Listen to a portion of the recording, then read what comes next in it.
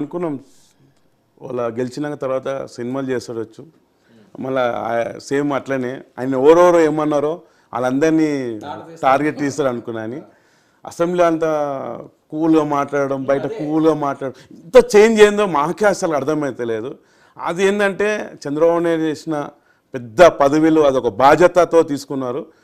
Same అయితే 163 ఎమ్మెల్యేలను కూడా ఆ విధంగా చేంజ్ చేసుకుంటా, నన్ను అసెంబ్లీలో నేను తప్పు చేసినా కూడా నా తలక మీద తీసేసినట్టు మీరు అసలు స్పీకర్ గారిని అడగడము, అది అసలు మీకు అసలు పవన్ కళ్యాణ్ సారేనా ఈ విధంగా మాట్లాడుతున్నారు?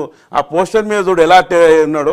అదే విధంగా మేము డిప్యూటీ సీఎం అయితే ఇంకా మేము కాలేజీ వేసి ఇంకేమేమో చేద్దాం అనుకున్నామని, ఆయన బదులు ఆంధ్రప్రదేశ్ కాదు సార్, మంచి అని ఆయన ఎలా మారుతుండో ఆ మార్పు మాది కూడా వస్తుంది సార్. మేము కూడా మా వచ్చేసిన కూటమి మేము కూడా ఏదో చేద్దామట, మాకు కూడా అట్లా అనిపిస్తలేదు సార్. అలా ఆయన ఉన్న మార్పు మాకు కూడా మార్పు వచ్చేసింది సార్. అంతకుముందు కన్నా స్పీచ్ల మీద ఆడియో చూస్తుంటుంది ఆవేశం కొన్ని మాటలు, ఎందుకంటే కౌంటర్ అయిపోతే మనం తక్కువ అనుకునే అట్లా ఇస్తుండే. అదే పదవి వచ్చినాక పోరిశంబరి గారు ఎమరాను నన్ను అప్పుడు అన్నావు అట్లా, ఇప్పుడు అట్లా లేదు, పదవి రాగానే బాధ్యత పెరిగింది సార్. ఒక శిష్టైనా ఆవేశంతో నేను ఎడవను అంటున్నానని మా పవన్ కళ్యాణ్ ఎక్కడ ఏ వైసీపీలని ఒక మాట అనొద్దు అని మాకే క్లాస్ ఇస్తున్నాడు. 60 ఏళ్ళ ముసలాయన ఏంటంటే మా చంద్రబాబు నాయుడు అయినా ఆగుతలేడు, మరి రెడ్ బుక్ ఉన్నది, అందరు రికార్డు ఉన్నది, నేను చూపెడతా అంటున్నాడు ఆయన అని. పవన్ కళ్యాణ్ సార్ అయితే ఇంకా ఉల్టా చెప్తున్నాడు, మీరు వైఎస్ఆర్ అని ఒక మాట మీరు అనొద్దు, ఆ విధంగా చెప్తున్నాడు. నిమిషం కూడా వేస్ట్ చేయకుండా ప్రజల జీవితానికి ఖర్చు పెడుతున్నాను. సిద్దిపేట నుంచి నగేష్ మరో కాలర్ ఉన్నారు.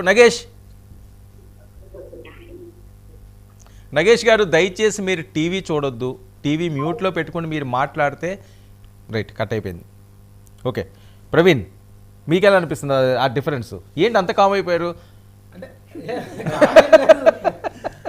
కదా ఆయన కామ్ కావడం రీజన్ ఏంటంటే ఆయనకు ఇప్పుడు ఒకప్పుడు అంటే సార్కి మా ముంగడ ఆపోజిట్ వాళ్ళు సార్ని ఏదేదో మాటలు మాట్లాడుతుంటే దానికి సారు అందరికీ గట్టిగా జవాబు ఎలక్షన్లతో మొన్న గెలిచిన కానించి సక్సెస్ అయిపోయినాక సార్ ఏంటంటే బాధ్యతలు పెరిగినాయి.